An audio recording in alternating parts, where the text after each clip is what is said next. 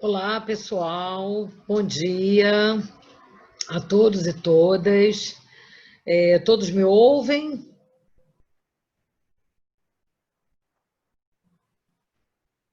Sim. Ótimo, beleza. Estamos aqui reunidos hoje para a quinta sessão do ciclo de palestras Marcas de Proveniência e Cultura Material, uma realização do grupo de pesquisa Estudos sobre Patrimônio Bibliográfico e Documental, do Departamento de Biblioteconomia da Unirio, de Oliveira Lima Library, the Catholic University of America, e Biblioteca de Manguinhos Fiocruz. Eu sou a professora Jaqueline Barradas, do Departamento de Biblioteconomia da Unirio. Estarei com vocês aqui mediando essa sessão, essa quinta sessão do nosso evento que está aí bombando, muita gente participando. A gente agradece aqui a presença de todos. Vocês é que fazem o nosso evento ser um evento interessante, né? Quantidade de pessoas se inscrevendo e participando ativamente. Hoje, pessoal, nós teremos a apresentação de dois palestrantes muito interessantes, que têm uma contribuição muito rica dentro dessa área do conhecimento que a gente está fortalecendo como eventos como esse, né?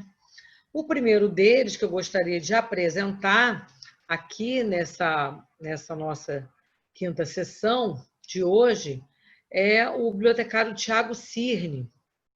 E eu vou ler aqui o resumo do currículo, né? um currículo resumido aqui do bibliotecário Tiago Cirne. O Tiago é mestre em biblioteconomia pela nossa universidade, pela Unirio, pelo programa de pós-graduação em biblioteconomia, PPGB. O Tiago também possui especialização em jornalismo cultural pela Universidade do Estado do Rio de Janeiro, a UERJ. Ele é graduado em biblioteconomia pela Unirio, cria da casa, né? O Tiago é analista bibliotecário do Centro de Estudos Jurídicos da Procuradoria-Geral do Estado do Rio de Janeiro, PGE. Um lugar assim, muito interessante, que faz um trabalho dinâmico na área de biblioteconomia e que vocês vão ter a chance aqui de conhecer um pedacinho desse trabalho. O Tiago é presidente do grupo de profissionais em informação e documentação jurídica, o GID-RJ, onde também coordena o grupo de discussão em coleções especiais.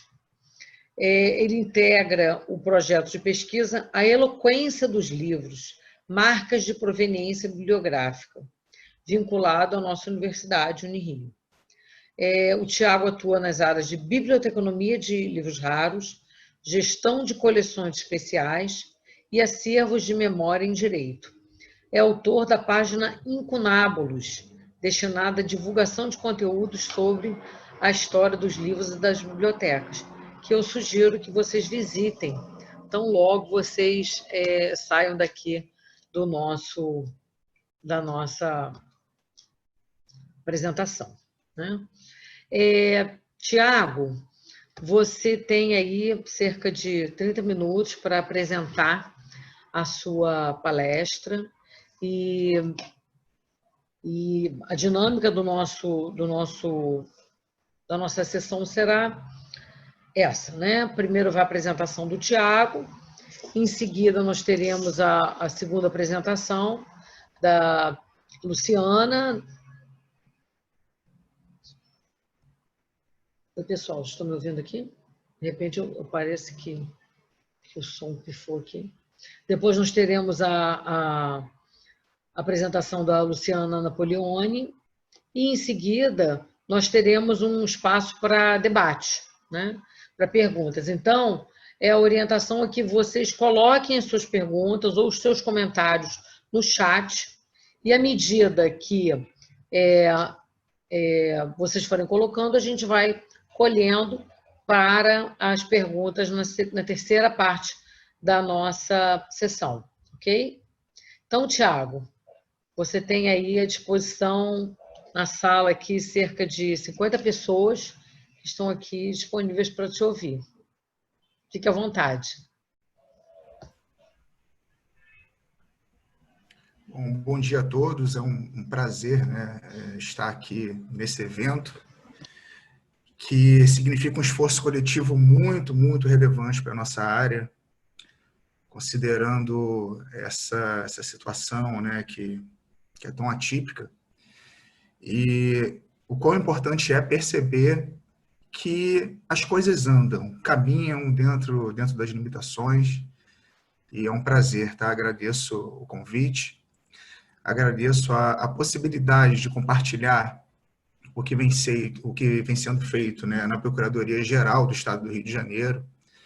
Então, eu falo como bibliotecário jurídico e eu gostaria de compartilhar essa experiência com vocês.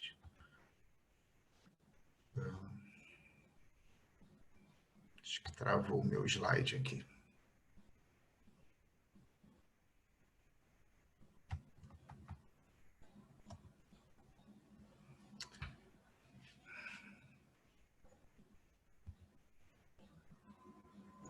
Tiago, se precisar, podemos ir aqui, Fabiana, tá? Travou novamente. Então, se puder passar, por gentileza, eu fico agradecido. Acabou travando.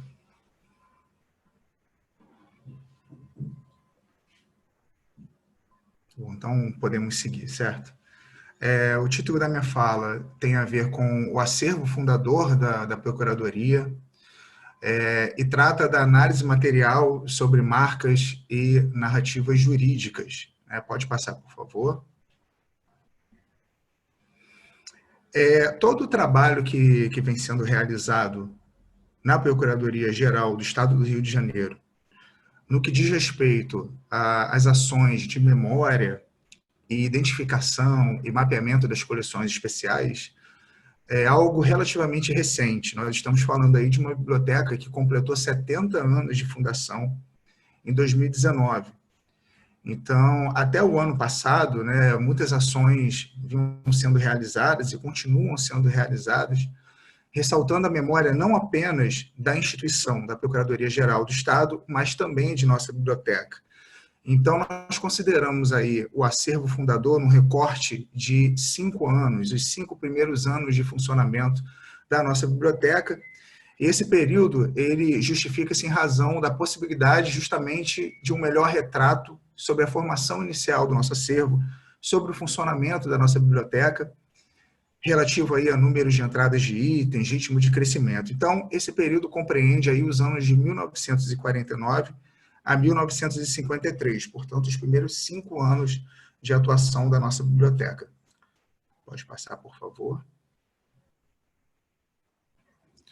Bom, aqui uma rápida, um panorama sobre a Procuradoria, né? Em linhas gerais, a Procuradoria-Geral do Estado funciona como o grande escritório de advocacia do Rio de Janeiro, o maior escritório de advocacia do Rio de Janeiro, dividido em diversos setores. A nossa biblioteca era subordinada ao Centro de Estudos Jurídicos, que recentemente incorporou também o Centro de Documentação, dirigido por bibliotecários. Então, significa dizer aí que tivemos um salto bastante interessante no número de obras disponíveis, incluindo agora, inclusive, pareceres, né, como tipologia documental à disposição do público. Nós temos aí, se tratando de livros e periódicos, né, cerca de 68 mil obras. Desse universo de 68 mil, aproximadamente 23 mil são consideradas como especiais, e a gente se direciona ao termo especial, considerando obras raras e preciosas para a instituição. Pode passar, por favor.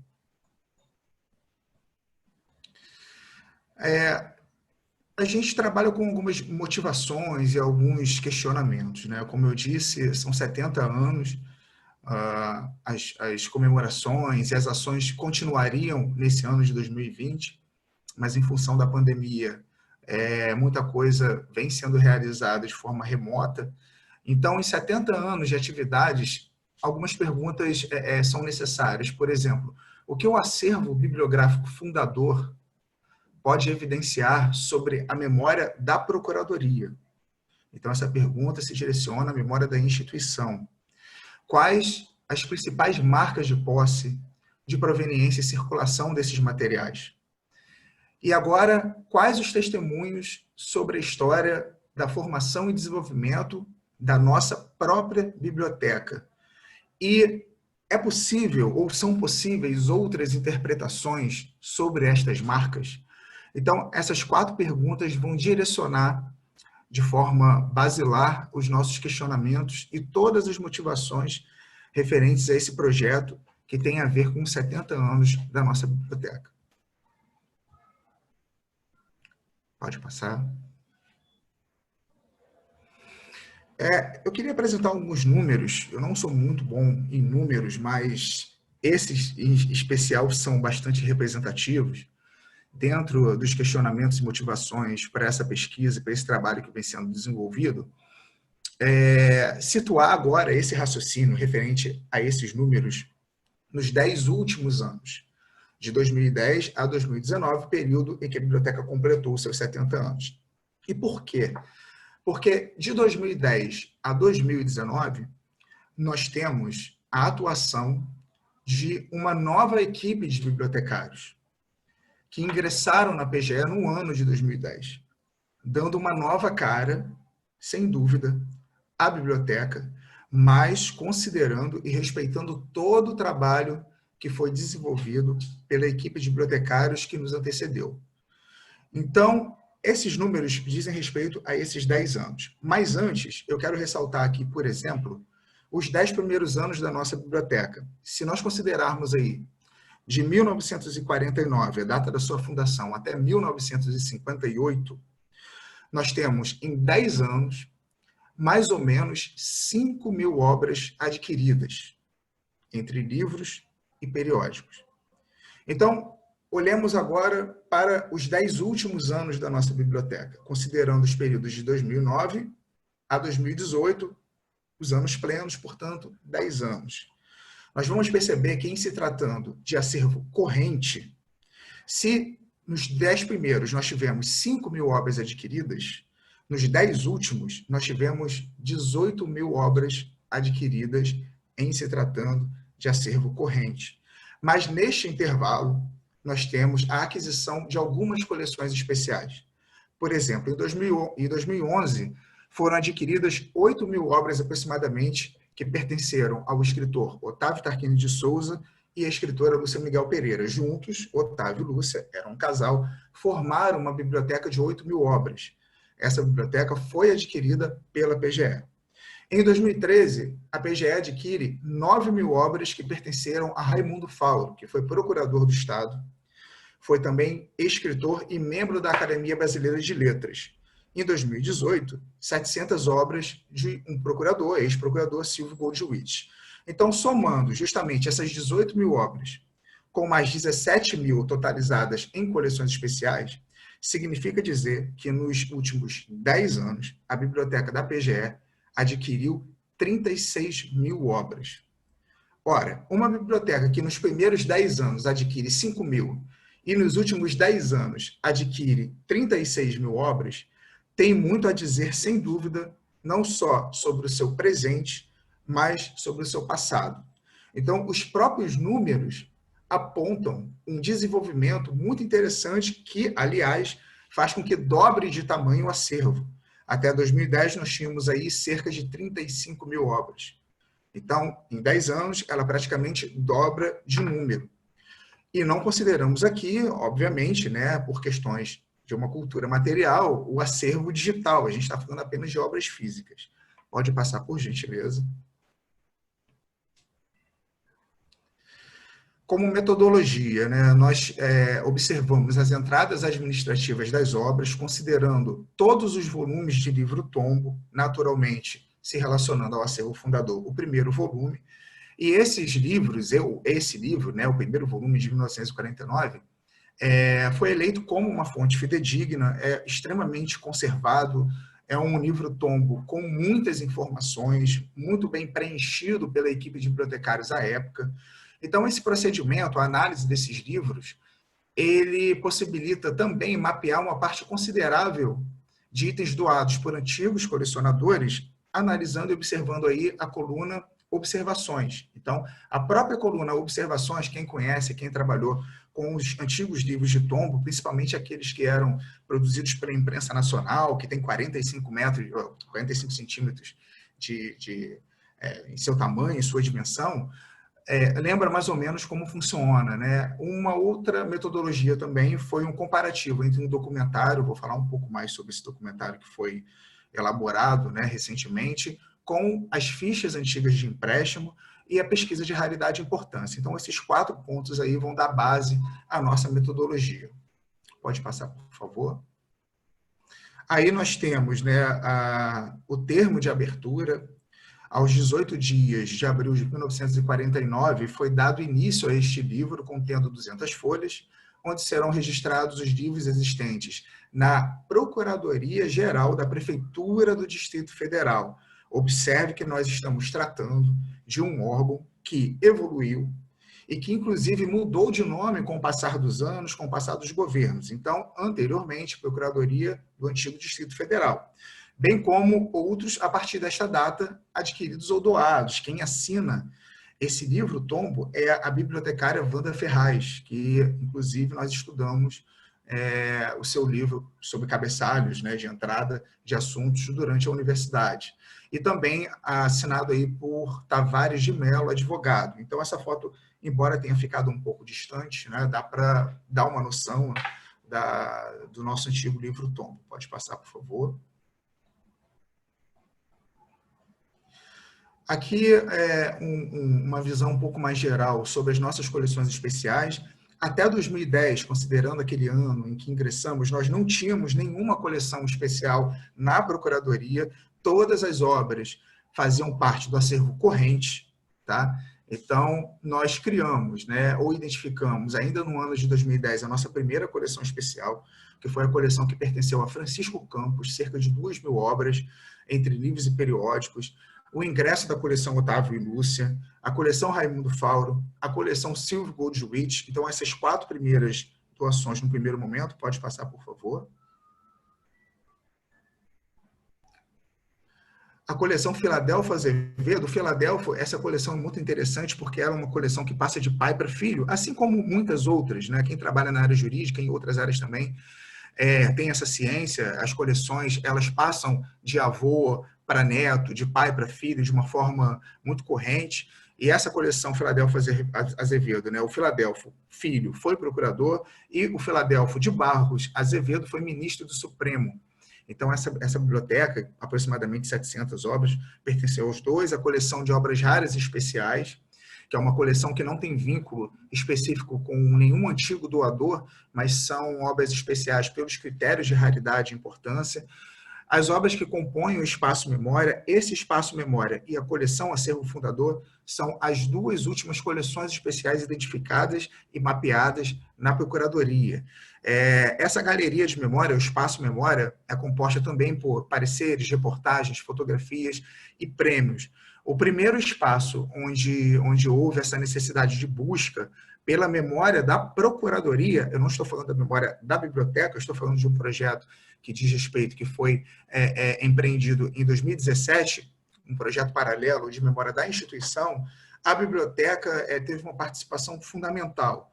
Então, são mais ou menos 100 objetos, 100 documentos, e obras raras também fazem parte dessa galeria de memória. Pode passar, por favor.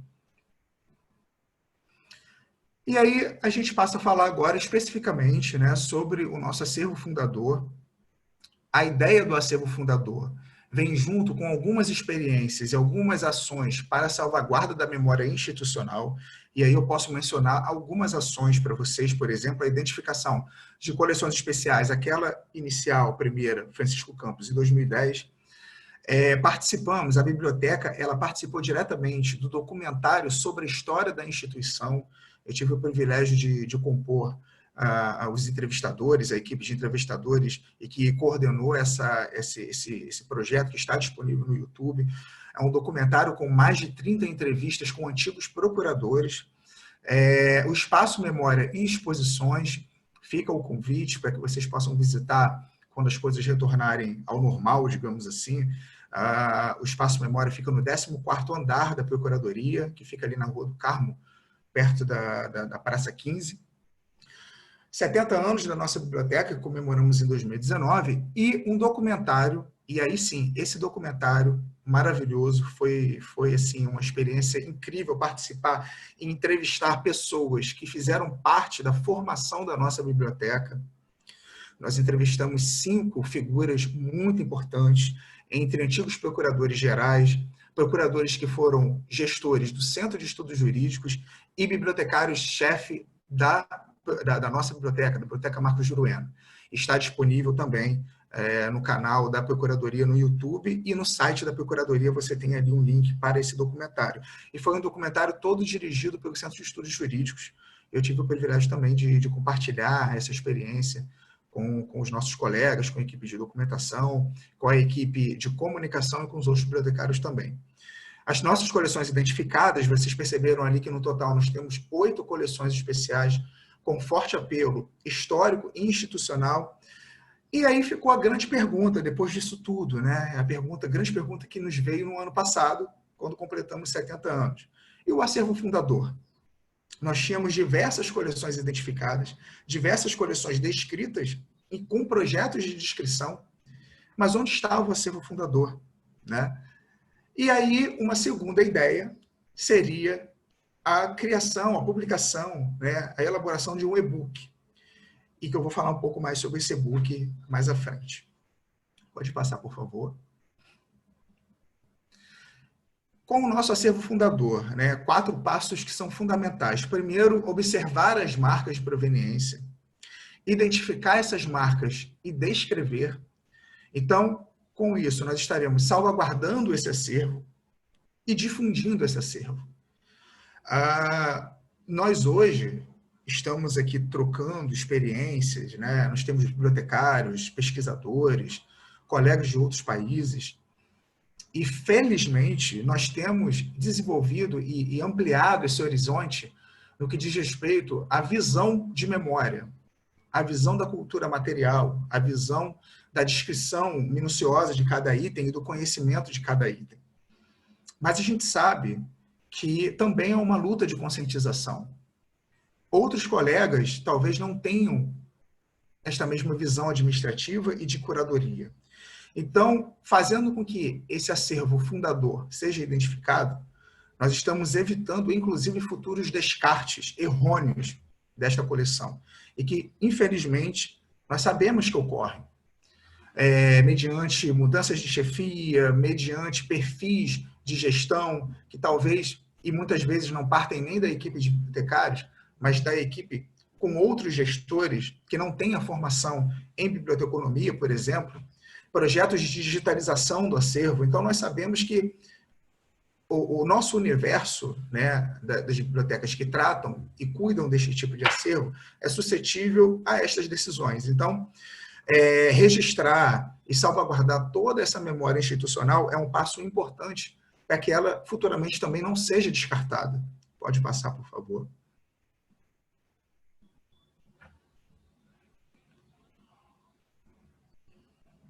E aqui agora a gente começa com as marcas de proveniência propriamente ditas e com aquela que talvez seja seja a nossa base primeira de identificação, onde os nossos olhos batem primeiro e contemplam primeiro, que são os antigos carimbos.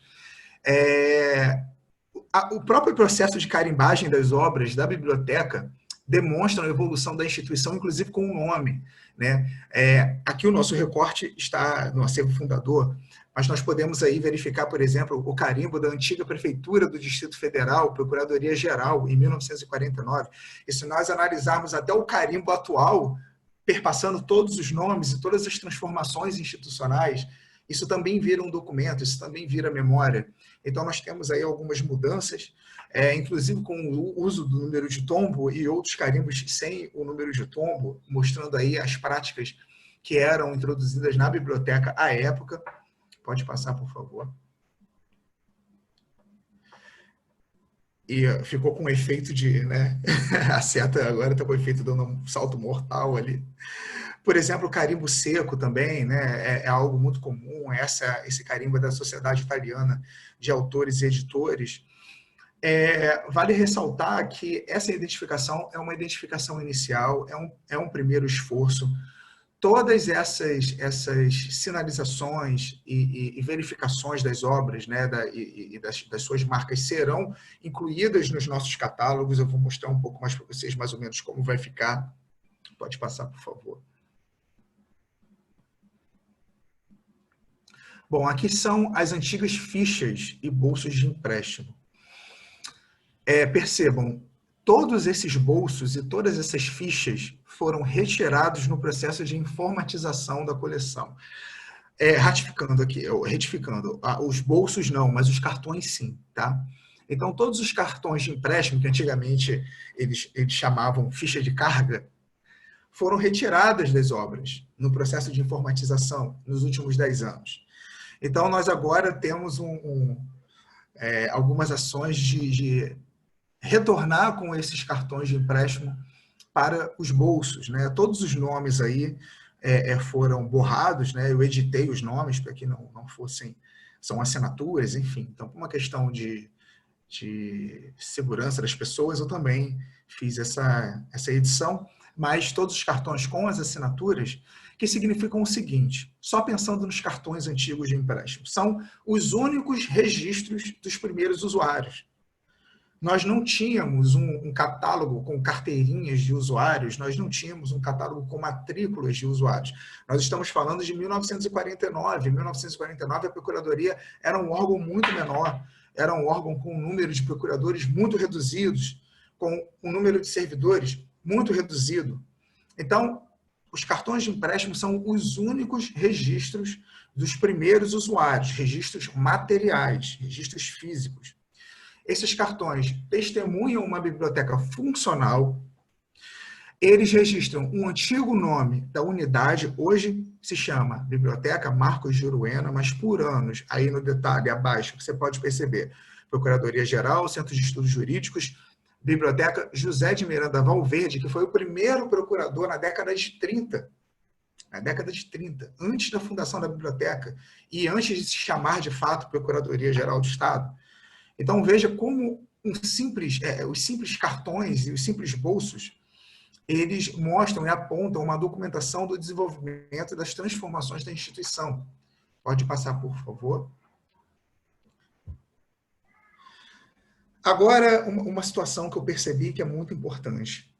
Esse documentário sobre a história da Procuradoria, que nós tivemos a oportunidade, vocês podem perceber que todo o documentário ele é gravado, a locação do documentário acontece dentro de uma sala de coleções especiais na nossa biblioteca. Em 2017 para 2018, nós entrevistamos, como eu disse, os primeiros procuradores na década de 60, na época da fusão do antigo estado da Guanabara com o antigo estado do Rio. Então, esses procuradores deram seus depoimentos. Foi gerado, a partir de então, um documentário que está disponível aí, o documentário da história da Procuradoria, você pode conferir. Agora, foi o primeiro registro audiovisual desses antigos procuradores que narraram a história da instituição, os capítulos importantes na história da Procuradoria. Cruzando esses procuradores que tiveram os seus registros verbais neste documentário, com os antigos bolsos de empréstimo, que eu mencionei para os senhores anteriormente, você vai perceber que essas grandes figuras do direito brasileiro e também, obviamente, no direito do Estado do Rio de Janeiro, eram usuários frequentes das nossas bibliotecas, ou da nossa biblioteca, inclusive com uma gama de doações. Então, cruzando essas informações, o documentário e as antigas fichas de empréstimo, você percebe como a biblioteca da Procuradoria era estratégica já naquele tempo e era funcional, ok? As pessoas, de fato, os grandes atores do mundo jurídico daquela época e no estado do Rio de Janeiro frequentavam, de fato, a nossa biblioteca. Pode passar, por favor. São os mesmos nomes, né, que dão os depoimentos e que relatam que estão nesses cartões de empréstimo. Alguns exemplares assinados, né? A gente tem aí, por exemplo, do Seabra Fagundes, do Queiroz Lima, do Calógero Diante, que é um autor italiano, enfim. Então, algumas obras com exemplares assinados, com exemplares numerados pelos autores, que também, e aí uma etiqueta, né, de uma biblioteca também. Então, obras que, pelas características de raridade e importância da Procuradoria, da Biblioteca da Procuradoria, sendo exemplares assinados por personalidades, por exemplo, já entrariam no rol de obras raras da nossa coleção, mas além de serem raros, eles também fazem parte do acervo fundador. Pode passar, por favor. Aqui nós temos um exemplo de uma obra com dedicatória, né? E aí a gente observa as antigas terminologias, né? Ao ínclito Saboia de Medeiros, submete o Virgílio Barbosa, Rio de Janeiro, 15/10/43, e uma nota de raridade e importância. O Saboia de Medeiros, né, a quem esse exemplar é dedicado de forma manuscrita, foi o segundo procurador-geral da instituição em 1934 e 1941, em um período de transformações na estrutura do órgão. Então, naquela época, ainda era a Procuradoria dos Feitos da Fazenda Federal, enfim, tinham outros nomes, né, até chegar à terminologia de hoje, Procuradoria-Geral do Estado. Pode passar, por favor. É incrível, a gente vai pesquisando o nosso próprio acervo, e eu sempre digo isso, que sempre que tem oportunidade, somente o bibliotecário, curador de acervos especiais, de coleções especiais, tem uma visão geral de sua coleção. Naturalmente, alguns historiadores podem estudar o acervo, podem criar suas narrativas, sejam jornalísticas, sejam de forma relativa à história, enfim, à literatura, é o próprio direito. Mas nós, como gestores e curadores dessa coleção e pesquisadores dessa coleção ou dessas coleções, nós acabamos assim mergulhando num universo de possibilidades de interpretações. Eu me deparei, por exemplo, no acervo fundador, com diversas indicações manuscritas datadas referentes a remessas de encadernação. Então, todas essas anotações você pode perceber que elas seguem um padrão, encadernação João de Moura, e a data. Eu falei, nossa, que ritmo, né? Que marca, que aponta um ritmo de trabalho da época, de encadernação, enfim. Talvez da própria biblioteca, não é muito claro quem escreveu isso, se foi o bibliotecário ou se foi o encadernador. Mas eu fiquei muito curioso, e aí a curiosidade mexe com a gente, eu fui buscar na internet, fui pesquisar sobre empresas que tivessem relação com encadernação, a gente está falando de década de 50, né? Que empresas que hoje tivessem relação com a encadernação e que tivessem o nome Moura como marca, né? E eu encontrei uma empresa e enviei um e-mail, né? Me identifiquei, falei que estava pesquisando a história de uma biblioteca, a Biblioteca da Procuradoria, e disse que havia encontrado algumas informações, algumas anotações manuscritas relatando a encadernação João de Moura. E a pessoa me respondeu, Tiago, a nossa empresa tem mais de 40 anos e quem prestou esse serviço para a Procuradoria na década de 50 foi o meu avô, o João de Moura. E a pessoa relatou muito emocionada, e a empresa já está na 3ª geração. Ela foi dirigida pelo avô, lá no início, pelo pai e pelos filhos agora, né? Ou, no caso, neto do João de Moura. E eu ainda confirmei, você confirma, né, que categoricamente que foi a sua empresa que fez lá no início com o seu avô essas encadernações? E a pessoa emocionadamente falou, não, Tiago, foi o meu avô. O meu avô prestou serviço na década de 50 para alguns órgãos do Estado, entre esses órgãos a biblioteca da Procuradoria, né? Então, é uma redescoberta, um percurso de alguns encadernadores que atuavam e que prestavam seus serviços à PGE. Pode passar, por favor.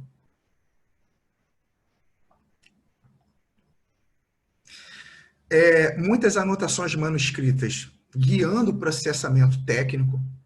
Nós temos aqui, por exemplo, a reprodução do que seria, né, a reprodução, vou aplicar aqui o termo reprodução entre aspas, do que seria a página de rosto, e não se sabe ao certo se foi um bibliotecário ou, enfim, um livreiro que talvez tenha feito essa anotação, mas são anotações que analisando as antigas fichas do catálogo, você vai perceber que auxiliaram no processo de catalogação e outras informações, por exemplo, como a terceira edição. Então, é corrente o uso de anotações que guiavam, de alguma forma, aquele processamento que vinha sendo feito.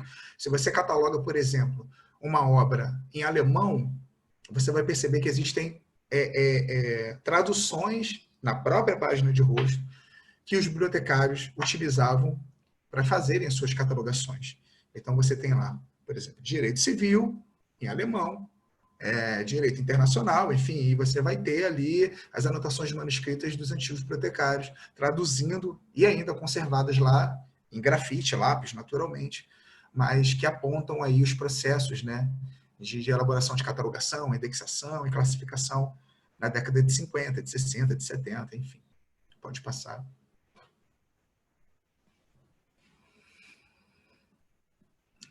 Uma outra viagem que nós fazemos também, né, que é uma delícia, eu gosto, a gente vai trabalhando com isso, vai se apaixonando cada vez mais.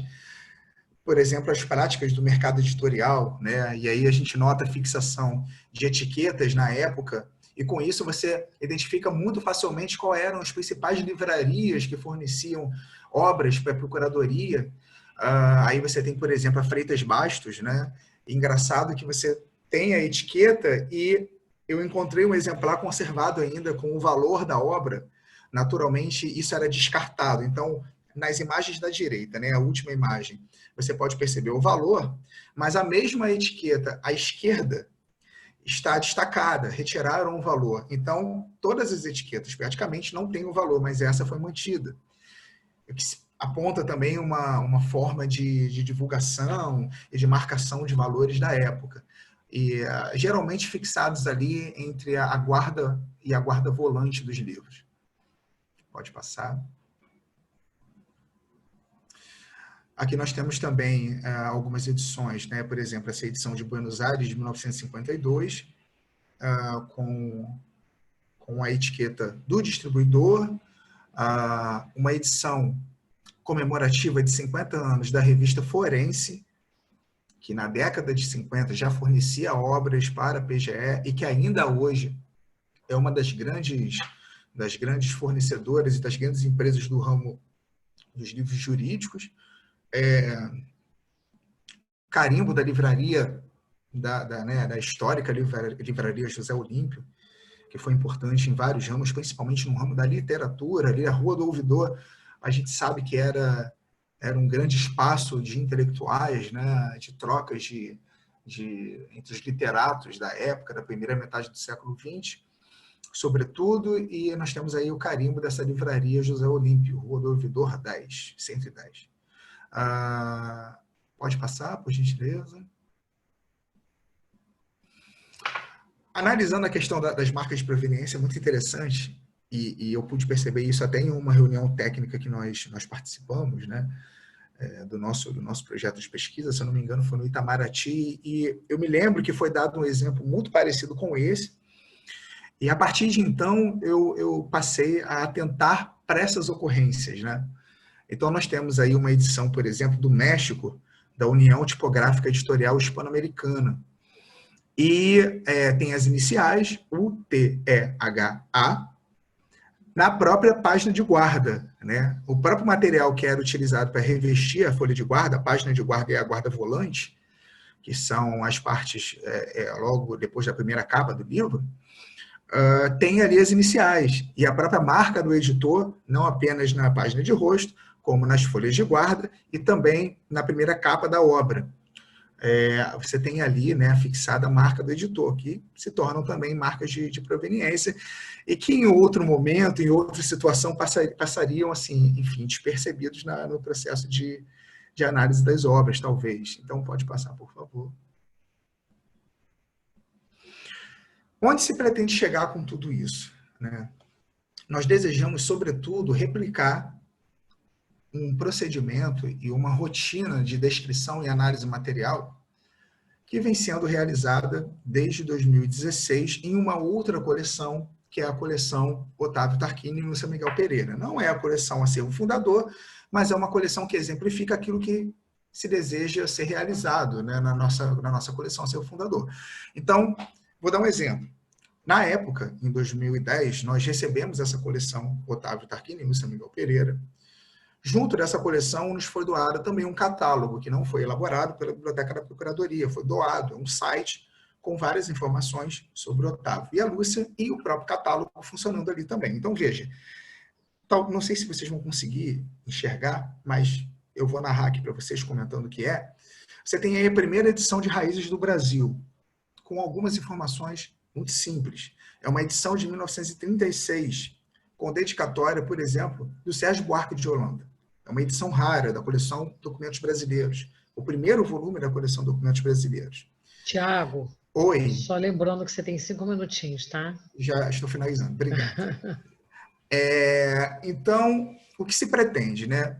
A partir da elaboração de um projeto de descrição para essa coleção Otávio Tarquínio, considerando a análise material, a fotobibliografia, a pesquisa de raridade e importância e a catalogação no sistema da biblioteca, retirando do antigo site que foi doado, para o catálogo da biblioteca, nós temos um modelo que é aplicável a outras coleções.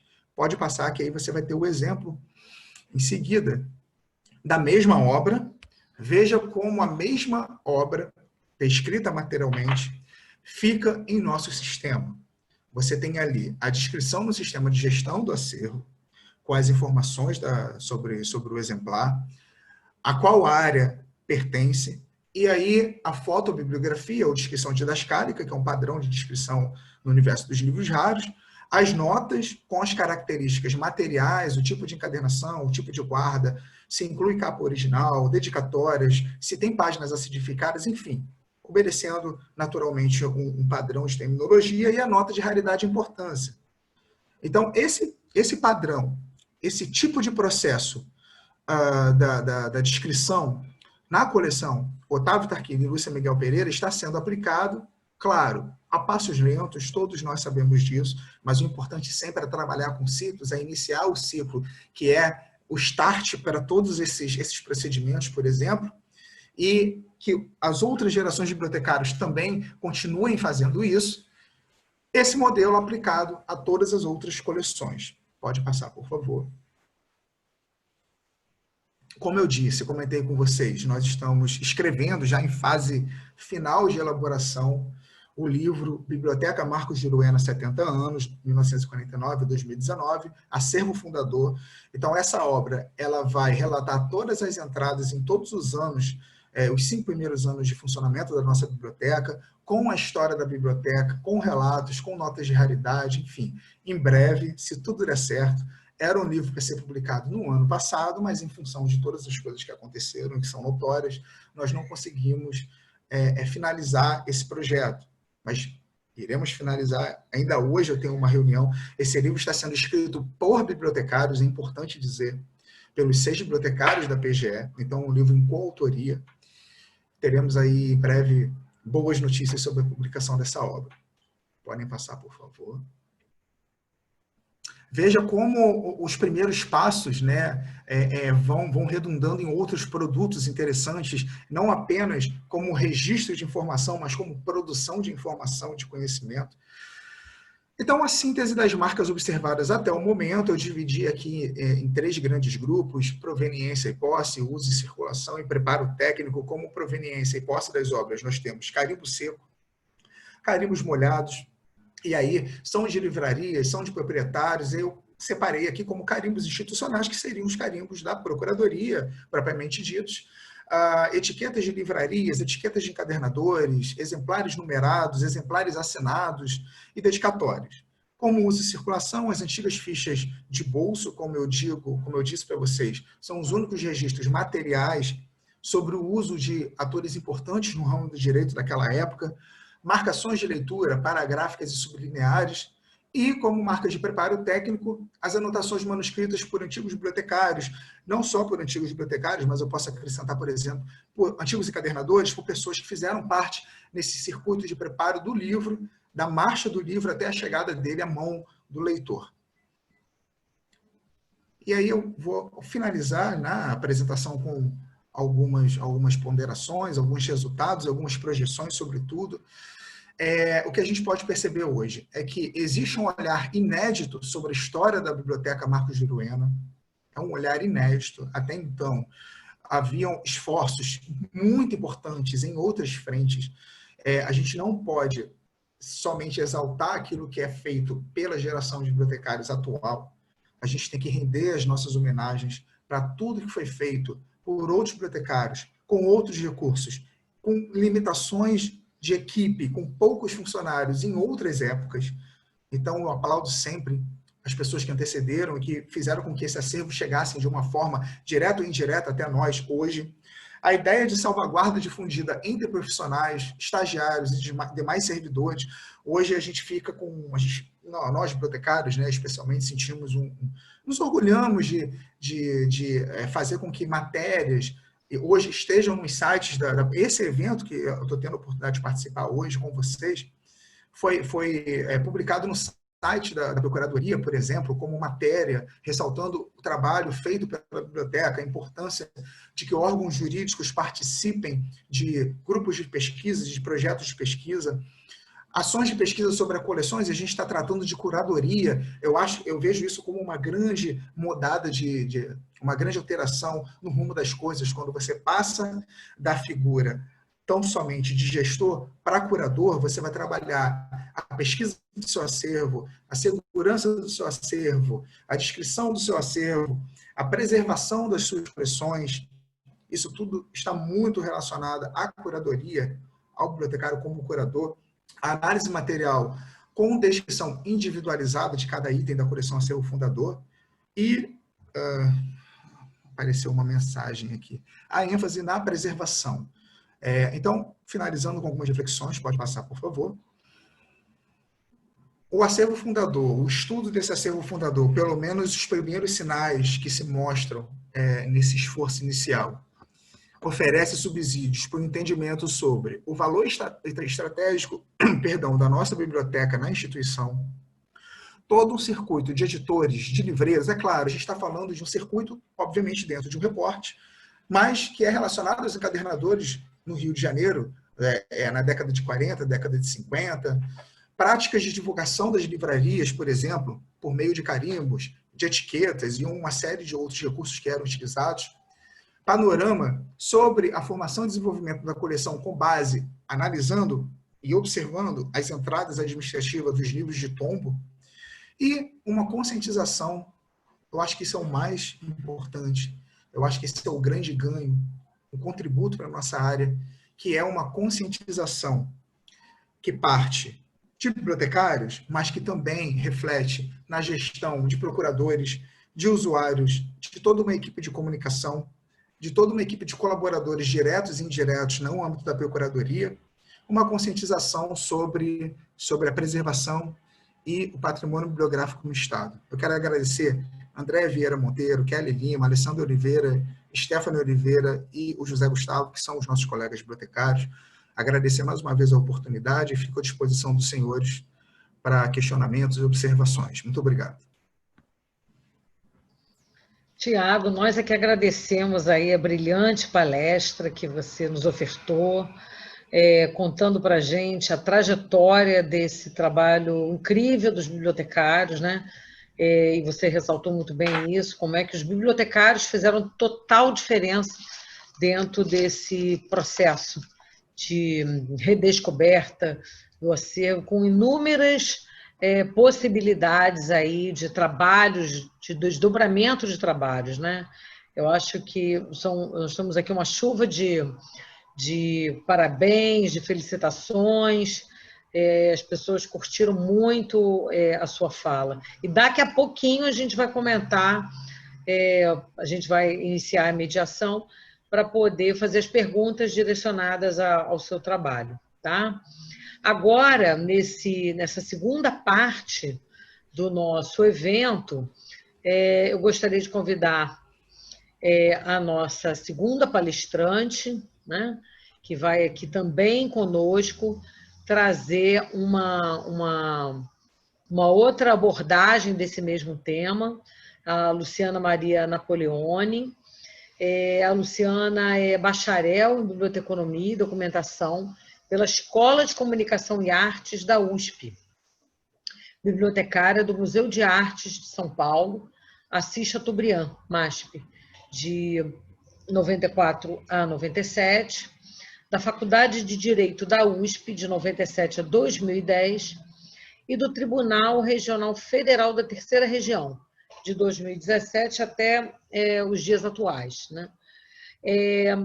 A Luciana também é bibliotecária consultora em projetos da Biblioteca do MASP, de 2002 a 2015, conselheira do Conselho Regional de Biblioteconomia 8ª Região, em 2 ocasiões, de 2006 a 2008 e depois de 2009 a 2011, coordenadora da Comissão Temporária de Patrimônio Bibliográfico e Documental da 18ª Gestão, de 2018 a 2020. Né?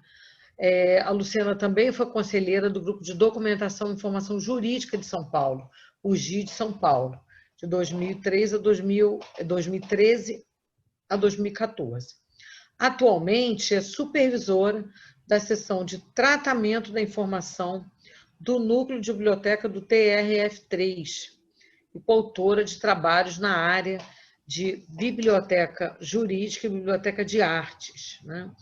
E o que nós temos aqui hoje, sobre o que a nossa colega Luciana vai nos brindar, né? Com a palestra Histórias Adormecidas nas Estantes, um exercício de identificação das marcas de proveniência bibliográficas na biblioteca do TRF3. Luciana, muito bem-vinda aqui ao nosso evento tão rico, tão deliciosamente tratados por vocês, né? E eu já estou curiosa para ouvir essas histórias adormecidas. Estou mais acordada do que nunca para ouvi-las. Luciana, você tem aí cerca de 30 minutos para desbravar esse tema tão interessante conosco. Em seguida, a gente passa para as perguntas das 2 palestras. Ok? Fique à vontade. Bom dia a todos e todas. Muito obrigada, Jaqueline, pela apresentação. E eu, em primeira mão, uso aqui esse espaço para parabenizar o meu colega Tiago Cini pela palestra sempre brilhante, por a reflexão sempre refinada que ele apresenta para nós sobre os acervos aí da Biblioteca da PGE do Rio. Parabéns, Tiago. E olha, eu queria agradecer também a oportunidade de estar aqui compartilhando com vocês essa reflexão. Aí eu queria pedir para o Fabiano passar colocar o primeiro slide. Eu quero começar essa apresentação com uma história bem rapidinha. Então, era uma vez uma bibliotecária, né? E essa bibliotecária saiu numa jornada em busca de reinos de livros. O primeiro reino que essa bibliotecária visitou era um reino rico e com uma história muito bonita. O reino tinha sido criado por um casal de sábios que construíram obras muito belas que deslumbravam todas as pessoas que conheciam. E a bibliotecária achava os livros muito importantes e bonitos, mas ela não conhecia, ela não sabia da alma dos livros. A guardiã do reino dos livros desse reino conhecia muito bem a alma dos livros. E ela ensinou à bibliotecária que quando enxergamos a alma dos livros, a história deles desperta e dança à nossa volta e na nossa imaginação como fadas e ninfas. E então a bibliotecária começou a enxergar a alma dos livros daquele reino e se encantou com as histórias que despertavam e dançavam à sua volta. E porque a bibliotecária ficou tão encantada e feliz com as histórias que despertavam, ela e a guardiã criaram um laço forte e invisível de amizade e de respeito. Mas como chega o tempo de tudo, era chegada a hora de partir e a bibliotecária se foi à procura de um novo reino. Ela chegou num reino de livros muito mais antigo e maior, e com uma história longa de reis, de príncipes e de heróis. Nesse reino havia muitos guardiões, e eles conheciam muito bem a alma dos livros e sempre despertavam suas histórias. E eram tantas as histórias que despertavam que nunca terminava a sua dança nesse reino. E a bibliotecária aprendeu muito sobre a alma dos livros e mais uma vez se encantou. Havia uma guardiã que acordava como ninguém a alma dos livros. E a bibliotecária e essa guardiã se divertiam muito e se encantavam juntas com a dança das histórias que iam despertando. E novamente se criou esse laço forte e invisível de amizade e de respeito entre a guardiã e a bibliotecária. Novamente chegou o tempo da bibliotecária partir e ela se foi em busca de um novo reino. E agora a bibliotecária chegou num reino de livros novo, bem menor, bem mais novo que os dois primeiros, que tinha sido criado há pouco tempo. Nesse reino de livros havia reis e príncipes e heróis jovens. E então a bibliotecária pensou, porque esse reino de livros era bem menor e bem mais jovem, talvez não tivesse alma nos livros. Até que um dia, ouvindo notícias de outros sábios e de guardiões de outros reinos de livros, ela olhou mais fundo para os livros e começou a enxergar suas almas. E então algumas histórias começaram a despertar e se sentaram ao seu lado como velhos amigos. E novamente a bibliotecária se encantou e caminhou por entre a dança das histórias e das almas dos livros. Então, queria começar essa história porque ela vai ajudar a apresentar alguns elementos que a gente vai trazer aí para frente. Por favor, Fabiano, próximo. Então, a primeira coisa que eu queria tratar para vocês é o seguinte, é que o trabalho que eu vou apresentar, né, que essa reflexão, que é um estudo, né, que a proposta é estudar as marcas de referência bibliográfica, ele está no momento inicial, está embrionário, né? Ele se baseia muito no conhecimento e em experiências anteriores, né? E ele está olhando, ele foi fomentado pela análise do acervo especial que existe na biblioteca do TRF3, pelo núcleo original do acervo, né, que tem trazido aí elementos interessantes, e também pela consulta de pesquisadores. O material que é consultado por pesquisadores tem trazido aí surpresas muito interessantes. Aí o próximo, por favor. O que é importante quando a gente, assim, do meu ponto de vista, o que eu acho que é importante da gente trabalhar quando pensa em marcas de proveniência bibliográfica e também, né, na área de patrimônio bibliográfico documental, é você educar o seu olhar para olhar o mesmo objeto com que você trabalha e para o qual você estudou na faculdade, olhar de formas diferentes. Então,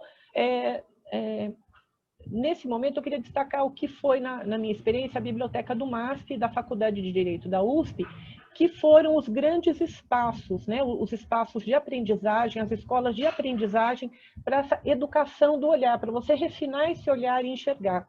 Então, tanto as bibliotecas e os seus acervos, quanto as equipes e os profissionais foram essenciais para que a gente houvesse esse refinamento de enxergar o livro e identificar, sendo a própria história do livro, a trajetória do livro até chegar à biblioteca, né, a importância do livro dentro da área, a importância do livro para aquele autor. Então, esses dois acervos e essas duas equipes foram muito importantes para essa educação do olhar, e eu aproveito esse momento para agradecer nominalmente a Ivani de Grazia Costa, né, que foi uma grande mestra, e ainda é uma grande parceira de reflexões, e a parceira de artes, Maria Lúcia Bessa, que também é uma grande mestra e parceira nas reflexões. Por favor, o próximo. Né? Aí nós chegamos, né, na parte da educação do olhar, tem aí, está destacado aí o grupo de colegas, né, o grupo de estudos aí do projeto de pesquisa Eloquência dos Livros, tem sido assim, essencial para essa abertura de horizontes, né? Então, quando eu olho assim, o refinamento da reflexão do Tiago, que me precedeu, eu penso assim, nossa, que riqueza que é isso para que eu eduque o meu olhar, para que eu refine essa visão para enxergar, né, as marcas de proveniência. Outro grupo que tem sido muito importante tem sido a Comissão Temporária de Patrimônio Bibliográfico e Documental do Conselho, o trabalho, a reflexão com esses colegas, a discussão das ações, elas também têm sido muito ricas, muito importantes, e a gente tem tentado extroverter essas discussões de alguma forma, e a gente tem percebido como isso é importante para o profissional bibliotecário. Também na educação do olhar, o espaço aí de você pesquisar, elaborar artigos e trabalhos, como o simples fato de elaborar preparar essa apresentação, ela é importante para você formalizar e sintetizar as reflexões, e também os cursos, eventos e o estudo do acervo. Acho que o estudo do acervo ele está aqui por último, mas não é o menos importante. Aí, por favor, o próximo. Então, vamos ver.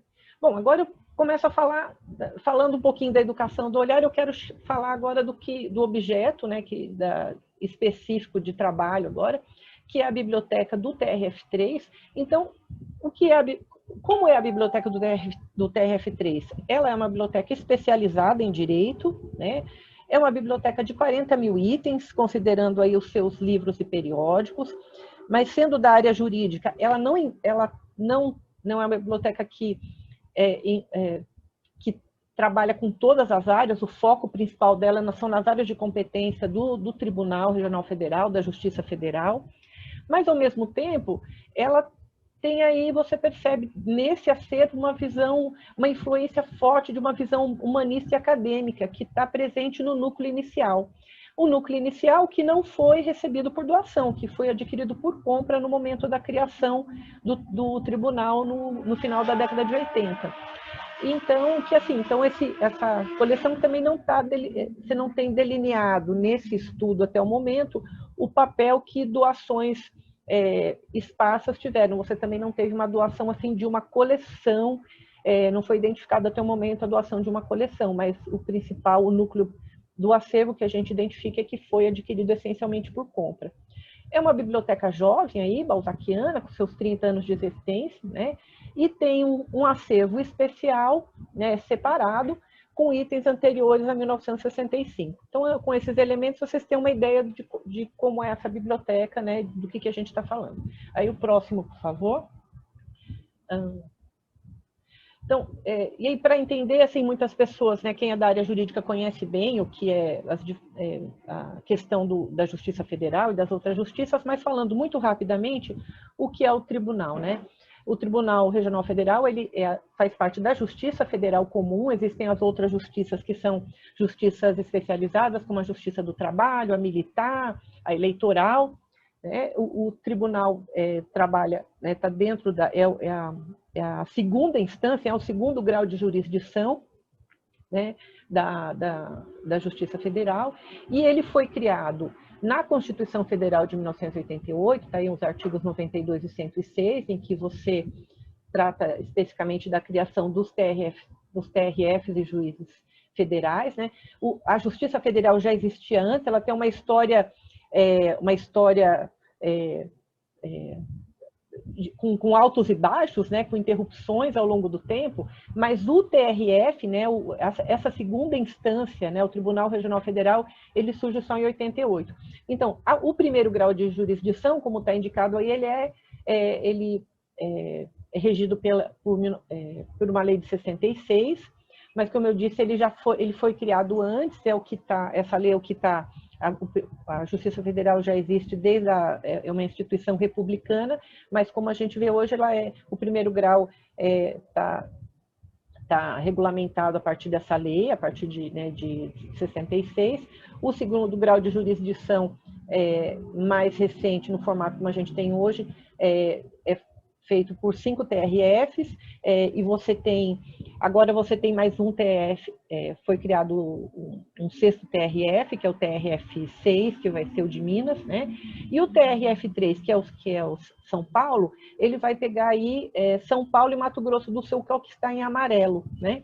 Então, eu acho que é interessante saber assim que o TRF3, que a gente está falando, é Justiça Federal, é segundo grau, mas ele está falando de São Paulo e Mato Grosso do Sul. Próximo, por favor. Então, aí, bem rapidamente, no final do ano passado, aí, assim, né, como os tribunais foram criados a partir Constituição de 88, os TRFs comemoraram os seus 30 anos no ano passado.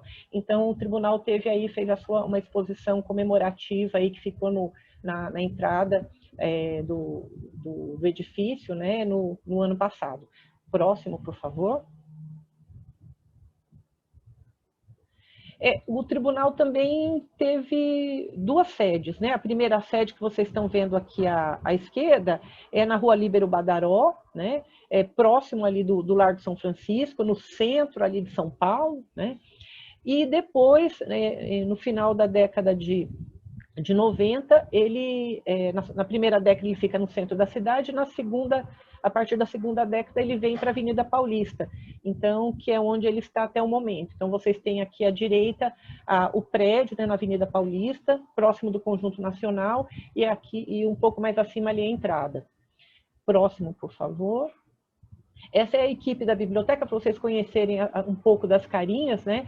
Essa é uma parte da equipe da biblioteca, essa foto é de outubro de 2010. A gente tem, dessa equipe aí, a gente tem a diretora, que era a Sueli, que já está aposentada, o Valdo, que está ao fundo, que está aposentado, e a Mércia, que também está aqui à nossa direita, que é técnica, que agora foi para o interior, né? Então, dessa equipe aí, eu acho que metade não está e a outra metade está. Então, estamos a Cleusa, que está em azul, que é a diretora, eu que estou em vermelho atrás da Cleusa, e a Gisele, que está ao lado do Valdo ali. Então aí, próximo, por favor. Então, assim, agora a gente pensando em marcas de proveniência, a história da biblioteca do TRF3 e a questão a educação do olhar, né? Quando pensando na biblioteca do TRF3, uma das coisas algumas coisas que me incomodaram, assim, que questionaram, é o que eu trouxe aí de forma muito simples, né? Então, a primeira coisa, assim, tamanho é documento, eu estou falando de uma biblioteca de 40 mil itens. Então, bibliotecas de pequeno e médio porte são objeto também, eu posso fazer um trabalho de estudos de marca de proveniência nessas bibliotecas? Esse estudo é relevante para bibliotecas de pequeno e médio porte? A segunda dúvida era assim, se a idade é documento. Eu tenho uma biblioteca jovem, de 30 anos, eu não tenho uma biblioteca praticamente bicentenária, como a Faculdade de Direito, eu não tenho uma biblioteca como a da PGE, que é mais antiga, como que foi tão bem retratada pelo Tiago, né? Então, o estudo de marcas é importante, é relevante para bibliotecas mais jovens, com data de criação mais recente? Essa é uma outra dúvida que me incomodou. A outra questão normalmente, quando a gente fala de bibliotecas, de coleções, de marcas de proveniência, a gente está falando de coleções de colecionadores, né, acervos privados que são doados para a biblioteca. Quando eu tenho um núcleo fundador formado essencialmente a partir de compra, isso compromete, limita o estudo de marca. E também a outra questão que está ligada com essa, se eu tenho uma ausência de coleções doadas por colecionadores, né, e nesse momento eu digo identificadas como tal, porque a gente não identificou isso até o momento, isso compromete. Então, esses quatro elementos impulsionaram, assim, me cutucaram, me questionaram, mas para pensar o que é o estudo de marcas de proveniência numa biblioteca como a do TRF3. Próximo, por favor. Então, aí, impulsionada por isso, nós começamos a olhar algumas coisas. Então, primeiro, a gente tem aí a figura do professor Nelson Ferreira, que foi convidado para pensar pensar a formação da biblioteca do TRF3. O professor Nelson era professor da Faculdade de Filosofia do Direito, da Faculdade de Direito da USP. Então, você tem aí uma influência, aquela visão humanista e acadêmica que se percebe dentro do acervo, é possível que tenha a ver com a visão desse senhor. Então, eu tenho aí alguns elementos da doutrina nacional, né? Eu tenho dois clássicos aqui, né? O Comentários ao Código Penal do Nelson Hungria, né? E tem um outro, Problemas de Direito Público, que está aqui, que, como vocês veem, têm indicação por compra e que são marcas simples, não são marcas exuberantes, como os ex-libris artísticos ou como carimbos mais refinados. Elas são marcas simples, né? Mas elas nos dão essas pistas. Então, eu tenho algumas pistas aí dentro da doutrina nacional. Aí o próximo, por favor. E no próximo a gente vai ter alguns exemplos aqui voltados para a doutrina estrangeira. Também na formação, né, da biblioteca, eu tenho aí um Carrara e tenho um Bonfante, né, que você tem aí o direito italiano sempre influenciando o direito nacional. Então, eu tenho dois elementos aí que são dois itens do acervo em que eu tenho essa indicação de que é uma compra do começo da biblioteca e que trazem essa visão acadêmica e humanista muito, muito evidente. Próximo, por favor. Então, aí, saindo da coleção, né, do acervo inicial, eu tenho o acervo especial, que é o acervo de material anterior a 1965. Então, eu tenho aí livros, então tenho aí o que a gente tem aí é um dicionário, que também foi adquirido por compra, mas que ele tem uma anotação aí do dono anterior, né? Próximo, por favor. O acervo especial tem muitos elementos, essa é uma foto do acervo especial, mas a gente, vez por outra, recebe algum material, como esse do Castro Nunes, que foi recebido agora em 2015, e que vai compor o acervo especial. Ele tem um crescimento, né, quase zero, mas vez por outra a gente ainda tem esse acervo ainda é alimentado. Próximo. Importante, esse acervo apesar de ser acervo especial, ele é liberado para empréstimo para a equipe do TRF3. Né? Nelson Hungria, por exemplo, é um dos queridinhos aí de pesquisa. Né? E o acervo especial, a gente está falando não só de livros, mas de periódicos também. Então, a gente tem aí coleções que são clássicas, apesar de antigas, são clássicas na área do direito, né? Nacionais e estrangeiras, e a gente tem aí mostrando o primeiro número da Revista dos Tribunais, que é uma revista muito conhecida na área jurídica. Né? Próximo, por favor.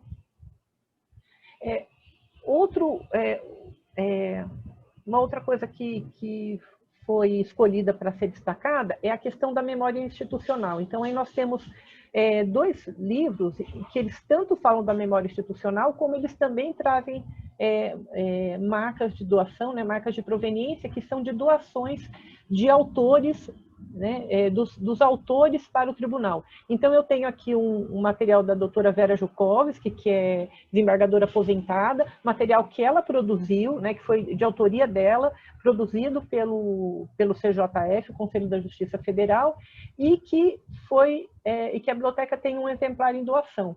E eu tenho aqui à direita um livro escrito por o desembargador Vladimir Passos de Freitas, é um grande estudioso da história da Justiça Federal, e nós temos dois exemplares, e cada um deles, vocês veem embaixo, tem uma dedicatória, não exatamente para a biblioteca, mas um é para a biblioteca e o outro é para um juiz que doou para a biblioteca. Próximo, por favor.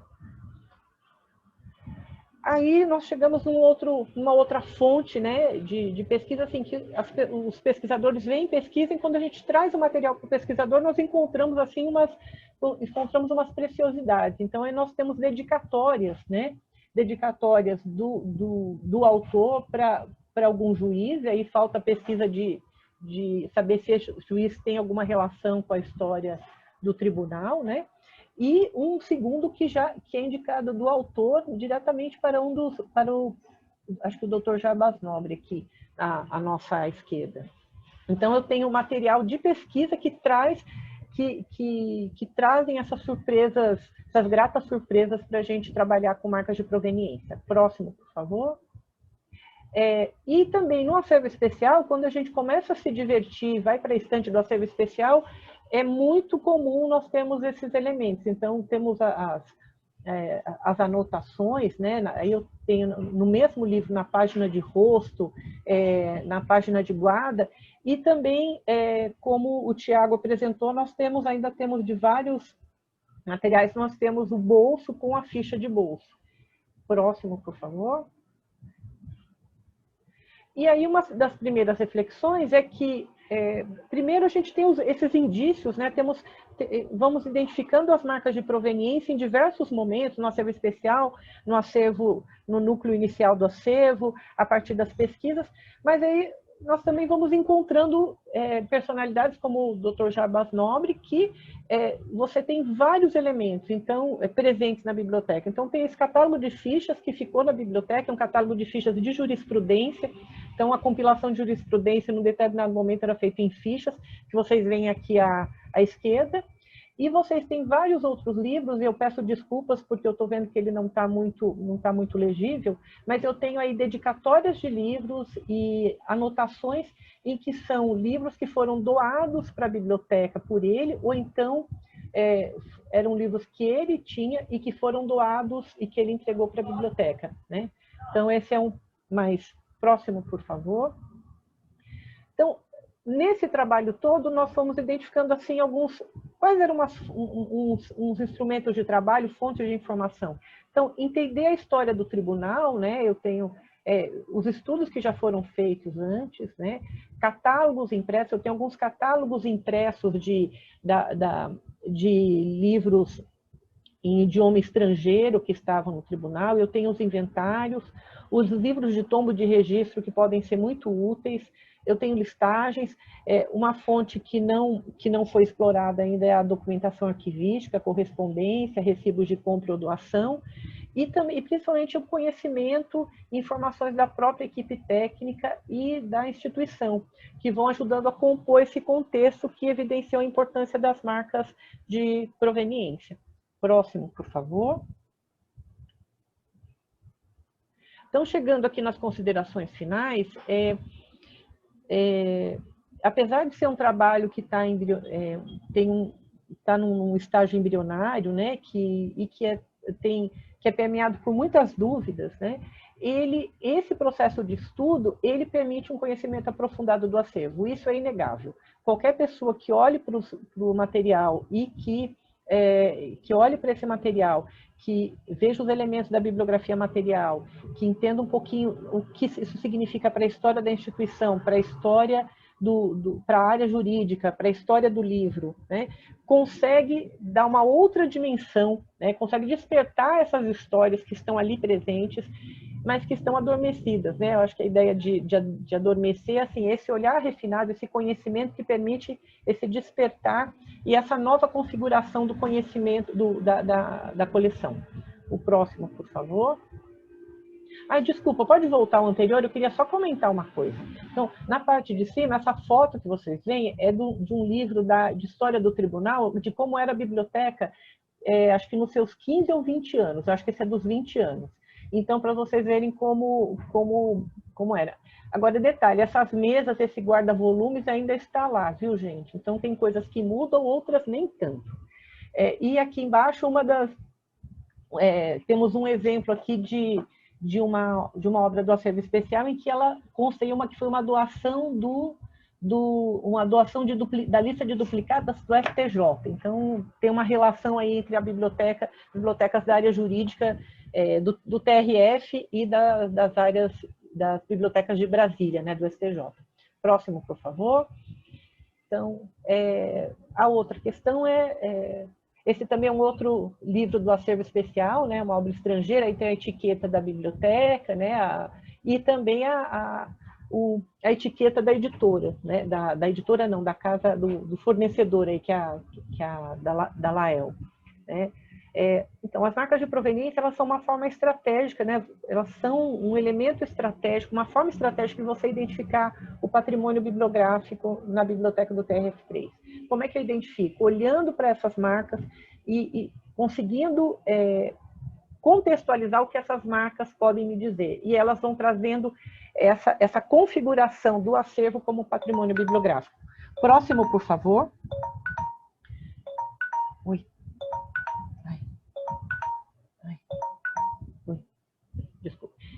Desculpem, gente, eu deixei aqui um alarme e ele tocou e eu não conseguia desligar.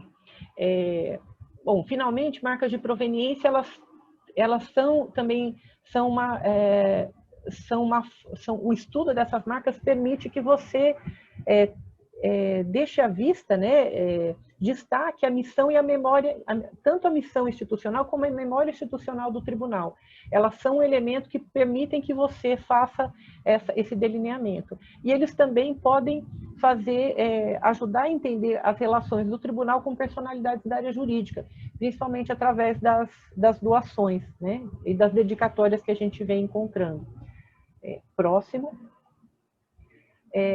Mas para que a gente consiga dar dimensão, né, da relevância, né, e do alcance, né, qual é o parâmetro que eu vou ter para fazer a leitura de uma marca de proveniência, da recorrência dessa marca de proveniência, eu preciso fazer uma pesquisa histórica da instituição, do momento sociopolítico de criação do tribunal, dos eventos jurídicos da época. Então, isso é importantíssimo a gente entender. Então, a gente está trazendo o circuito de comunicação do Darnton, e bem no meio do circuito, eu tenho a conjuntura econômica e social, né? E eu tenho ali influência intelectual e publicidade. Então, acho que a ideia é você entender bem esse círculo interno, porque ele vai permear todos os outros elementos que estão à volta. Então, nesse momento, para que você consiga contextualizar as marcas, então a pesquisa, a volta é entender o entorno para conseguir entender o específico. Próximo, por favor. E aí, finalizando já, a gente tem aqui a questão recentemente foi publicada a Resolução CNJ 324 de 2020. Essa resolução, ela estabelece as diretrizes para a gestão da memória e gestão documental, né? Ela torna agora obrigatórias algumas coisas que eram recomendações. E nós temos percebido aí que tem havido um movimento muito significativo, né? Para a área de arquivos, principalmente, para a área de acervo digital também, mas as bibliotecas, como acervos documentais, né, também estão nesse bojo. Então, elas podem se valer da resolução CNJ para se configurar com esse patrimônio cultural histórico. E eu queria até compartilhar que eu participei de um processo de escrita colaborativa do Manual de Gestão da Memória, que faz parte dessa resolução. Esse projeto foi muito interessante e eu fiquei feliz porque eu pude ver que a biblioteca está inclusa no Manual de Gestão da Memória, né, ao lado dos arquivos e ao lado de diversas outros setores dos tribunais. Então, a gente espera, acho que em todo o judiciário a gente vai ter uma perspectiva interessante. Próximo, por favor. Então, agora, para finalizar, eu quero devolver para vocês as perguntas, né? Quais são as histórias, que histórias estão adormecidas na biblioteca em que você trabalha, em que você pesquisa, em que você consulta, né? Eu estou aí procurando olhar, enxergar essas histórias, né? E estudar essas histórias para que elas fiquem despertas e à vista de todos. E eu convido vocês todos a fazer e finalizo no próximo agradecendo a atenção de vocês e agradecendo em especial ao professor Fabiano Cataldo de Azevedo, a toda a equipe aí do grupo de projeto de pesquisa e eloquência dos livros. Tem um momento especialíssimo na biblioteca do Itamaraty, em que eu estava junto com os colegas aprendendo e discutindo marca de proveniência. O meu muito obrigada para vocês, porque tem sido uma experiência muito, muito, muito rica. E eu desejo que isso seja compartilhado e disseminado para todos. Obrigada. Obrigada para todos, fico à disposição. Obrigada pela oportunidade. Luciana, nós é que agradecemos aqui, eu em nome do grupo Marcas de Proveniência e de todos os participantes aqui nós temos agora, nesse momento, 57 pessoas a bordo aqui assistindo a palestra. Eu é que agradeço aqui em nome de toda essa gente, todo esse compartilhamento de informação, de conhecimento que você fez conosco aqui. Eu já mordi a isca, tá? Já estou pensando aqui nas histórias, nas inúmeras histórias que eu vivi nas bibliotecas em que eu trabalhei, né? E fiquei aqui, estou divagando aqui com a isca que eu mordi da palestra sua e do Tiago, né? Porque, de fato, nós temos inúmeras histórias para contar, né? E quando a gente conta histórias, quando a gente faz esse exercício de contar essas histórias e de registrar essas histórias contadas, né, em forma de e-book, como a equipe da Procuradoria do Estado do Rio está fazendo, e como vocês estão fazendo também no TR3, são possibilidades da gente deixar esse legado para as futuras gerações, né? Para que eles possam se utilizar desse material maravilhoso do passado e tornar isso uma referência para o futuro, né? Ou seja, não adianta a gente contar e não registrar isso de alguma forma, porque as histórias se perdem ao longo do tempo, né? E o trabalho de vocês é exatamente o trabalho de fazer o resgate da memória dessas instituições, né? E, assim, perguntas eu não vi no nosso chat aqui. Isso tem duas reflexões, dois reflexos, né? Primeiro, porque as palestras foram muito elucidativas e deixaram as pessoas satisfeitas com o nível e a qualidade da informação disponibilizada. Segundo, porque as pessoas estão encantadas com o que estão vendo e estão trazendo para o chat somente elogios, né? Mas, assim, enquanto vocês falavam, a minha mente divagou, né? E eu fiz algumas conexões aqui que eu gostaria de compartilhar com vocês e ouvi-los também sobre isso, né? Algo que não foi combinado, mas que foi comum às duas apresentações, foi a palavra estratégia, né? Como a biblioteca se posiciona estrategicamente em favor de se fortalecer, né? E eu falo muito isso com os meus alunos em OAB. Eu sou professora de OAB, de uma organização e administração de bibliotecas, e eu trabalho parte do conteúdo de OAB 2 exatamente nessa questão da estratégia, do planejamento estratégico, da concepção estratégica, como a gente se apropria de uma forma inteligente, de uma forma avante, para fazer com que a biblioteca seja percebida na instituição em que elas estão inseridas como algo fundamental para a manutenção do status quo daquela instituição, né? E eu acho assim que vocês trouxeram alguns elementos aqui que foram comuns, né, nessa fala de ambos. Eu gostaria de ouvir um pouquinho mais vocês sobre essa questão desse posicionamento estratégico que a biblioteca toma na medida que ela começa a perceber que isso tudo vai reverberar de uma forma positiva, tanto para a biblioteca e sua memória, quanto para a manutenção da instituição. Gostaria de ouvi-los, Tiago e Luciana.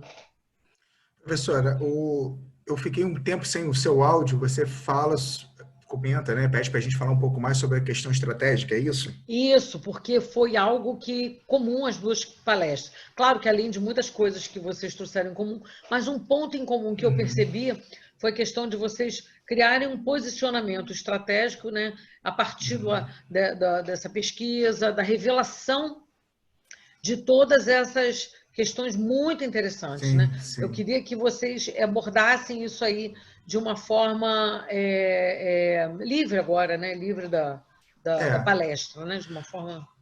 Entendo. A senhora, quando eu finalizei a minha fala, a senhora comentou e usou uma expressão releitura, né? A nossa colega Luciana, eu anotei aqui, ela usou uma expressão assim, nova configuração da coleção. Se a gente for, por exemplo, pegar emprestado o que diz o Ernest Cassirer, quando ele afirma que antes de nós sermos animais racionais, nós somos animais simbólicos. E o Ortega y Gasset, por exemplo, quando diz que o livro ele vai variar sempre em função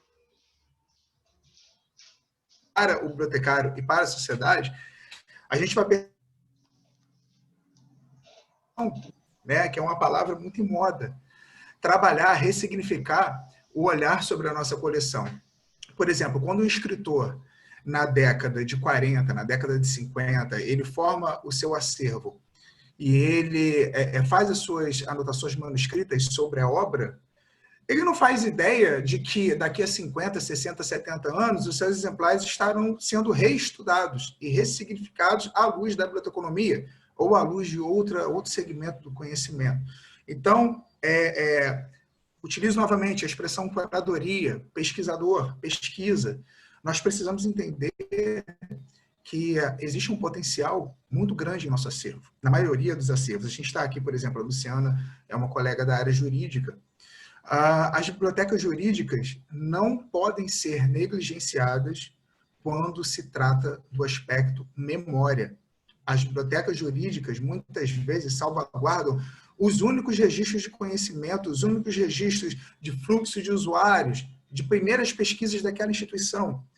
Então, utilizar todos esses atributos como um trampolim estratégico, mostrando a preciosidade, o valor do seu acervo, realmente é algo a se repensar, como nós estamos fazendo aqui hoje. E um segundo passo também que eu considero como importante nesse sentido é a produção de informação. Eu sempre temos um pouco de receio de expor o que as nossas obras, o que as nossas bibliotecas possuem, por exemplo.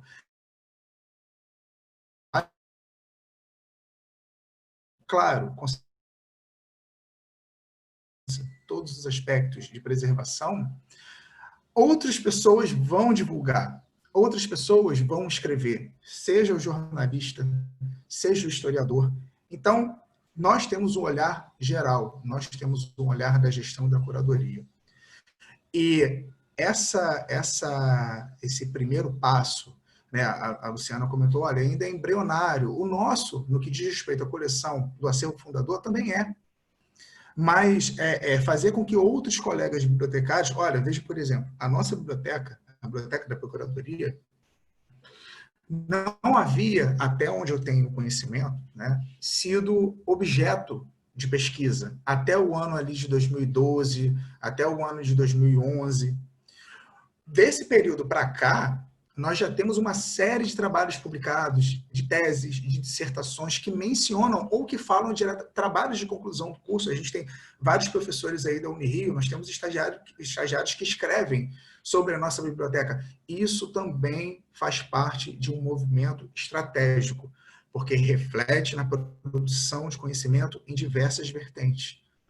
Então, tudo vem a partir, né, também, né, lógico, do processo de divulgação, de promoção. Eu gosto da expressão promoção. Promover aquilo que se tem. Porque se ninguém vê, ninguém sabe. E quem pode trazer isso à luz? Quem pode trazer as preciosidades à luz? Muitas vezes e quase sempre é o bibliotecário, professor. Perfeito, Tiago. A Maria Cláudia está até colocando aqui, né? Tiago falou tudo. Essa produção de informação sobre a biblioteca vai subsidiar o entendimento e a continuidade do trabalho para quem vier depois. É fundamental para a continuidade e para se ter força. Super apoio. Com certeza, Maria Cláudia. É nesse sentido aí que a pergunta foi feita. Agora, eu gostaria de ouvir Luciana. Olha, é difícil falar depois do Tiago, que o Tiago abordou temas muito importantes, essenciais. Vou tentar recuperar algumas coisas que eu acho, complementar algumas coisas que eu acho essenciais, né? Primeiro, o elemento da biblioteca como objeto de pesquisa do próprio bibliotecário, não só como objeto de trabalho, meu local de trabalho. Não, ele é objeto de pesquisa, eu pesquiso o acervo onde eu estou. Eu olho para esse acervo com o olhar de pesquisador, ele é meu objeto de pesquisa. Então, biblioteca como objeto de pesquisa e bibliotecário como pesquisador, não só como operador. Eu acho que essa ressignificação do papel da biblioteca e do bibliotecário, né, diante do seu trabalho, é isso. Então, é a ideia de praxis, né? O trabalho, eu penso em cima do meu trabalho, eu penso tecnicamente, mas eu penso de uma forma de compor a memória de como eu estou entendendo essa instituição, do papel que ela tem, e também de fazer um trabalho interdisciplinar. Por que eu não posso fazer o trabalho junto com o historiador? Por que eu não posso fazer um trabalho junto com o conservador, né? Então, esse papel eu acho que é importante. A questão da estratégia, vou trazer um tema aqui que pode, né, a gente está trazendo temas felizes, mas como eu sou conselheira, a ideia de tratar a biblioteca e de relacioná-la como, né, fazer a relação dela com o patrimônio bibliográfico documental, para mim ela é estratégica no sentido de sobrevivência. Nós estamos vivendo um tempo em que acervo físico e acervo clássico é visto como livro velho. E livro velho, portanto, tem que ser descartado. A gente tem que deixar espaço para outras coisas, a gente tem que afinar bases digitais, porque isso tudo já é antigo, cheira a mofo. Então, e essa ideia, o que é preocupante é que isso está muito impregnado de várias gestões de instituições, isso está impregnado, às vezes, numa geração, numa parte significativa da geração de bibliotecários, que está aí olhando para a parte técnica. E uma coisa que é importante na formação, que eu vejo assim que essa foi uma lacuna na minha formação, é olhar o livro exclusivamente como livro. Então, eu trato o mesmo livro que tem na biblioteca do Tiago, na biblioteca da Faculdade de Direito e na do Tribunal, eu trato como igual, eu pasteurizo esse tratamento. Essa pasteurização ela é péssima, né? Porque ela desconsidera o aspecto da memória do documento em si, da coleção como um todo.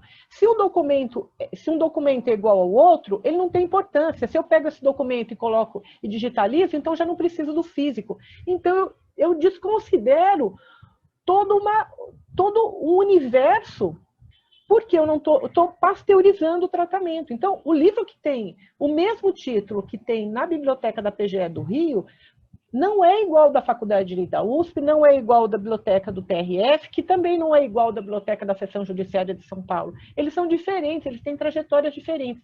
Mas se eu não descrevo essa história, e aí as marcas de proveniência são um caminho para isso, se eu não descrevo isso, e se eu não contextualizo isso através de estudos, do que significa essa coleção, né?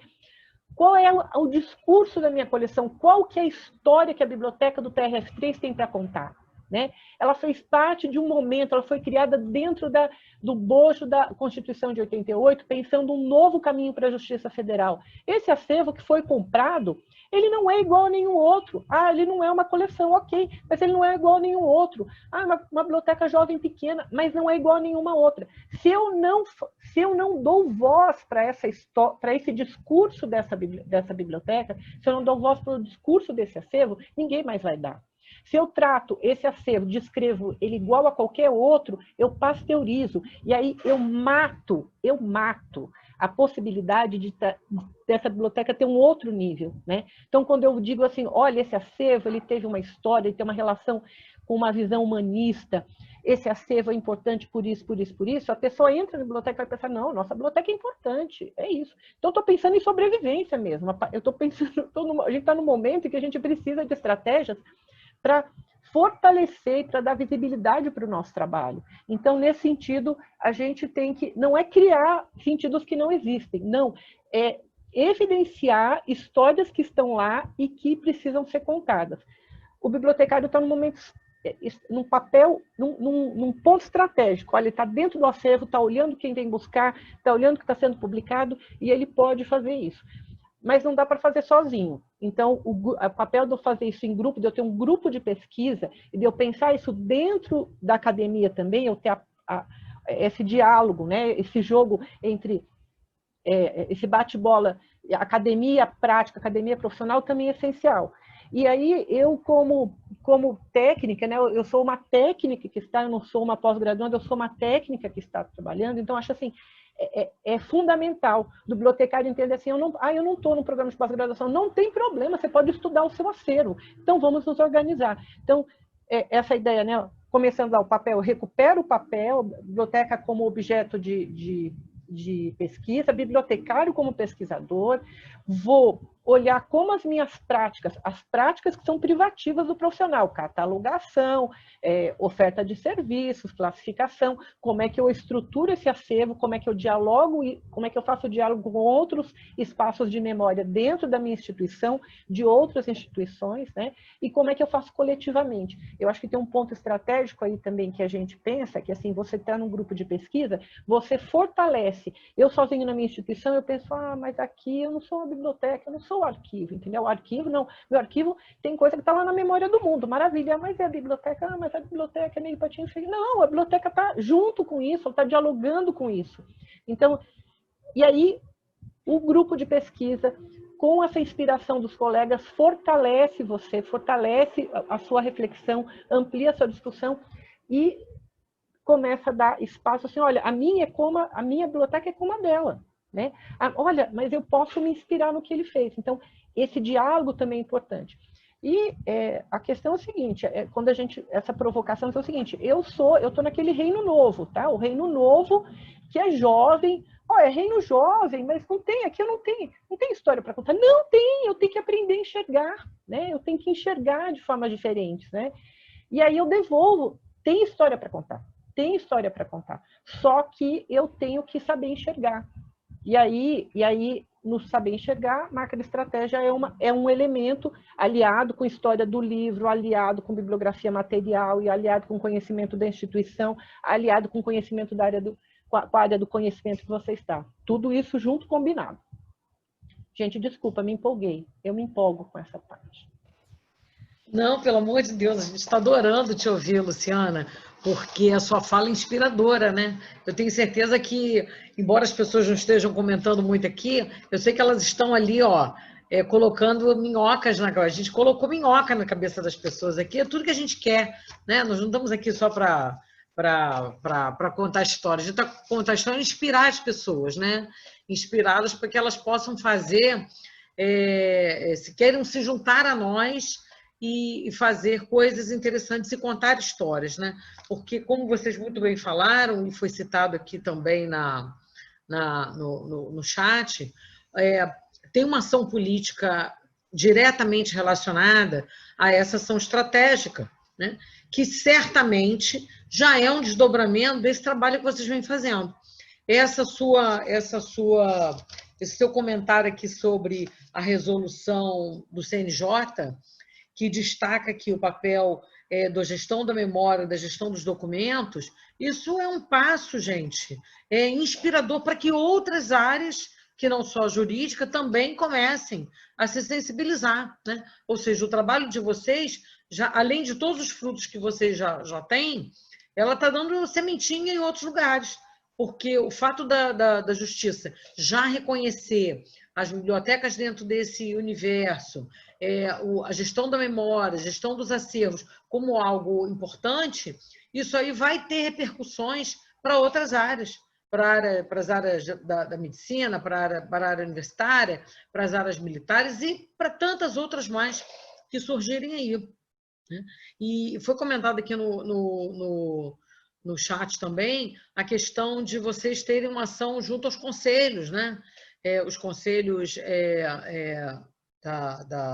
de biblioteconomia, porque fortalece esse discurso para além da instituição. Uma coisa é a gente falar para dentro, né? Falar entre os nossos pares, falar com as chefias, falar com os procuradores, outra coisa é a gente falar para fora, né? E o fato de vocês estarem no grupo de pesquisa é essa conversa para fora. E quando a gente cria essas conexões externas, as pessoas nos olham internamente com outros olhos, né? Vou deixar esse pessoal pesquisando aí, porque eles já estão relacionados lá com o pessoal lá fora. É muito mais difícil alguém frear a gente quando a gente faz conexões externas. As conexões externas, seja o grupo de pesquisa, seja a participação num conselho ou algo parecido, fortalece a nossa presença internamente, né? As pessoas ficam com receio.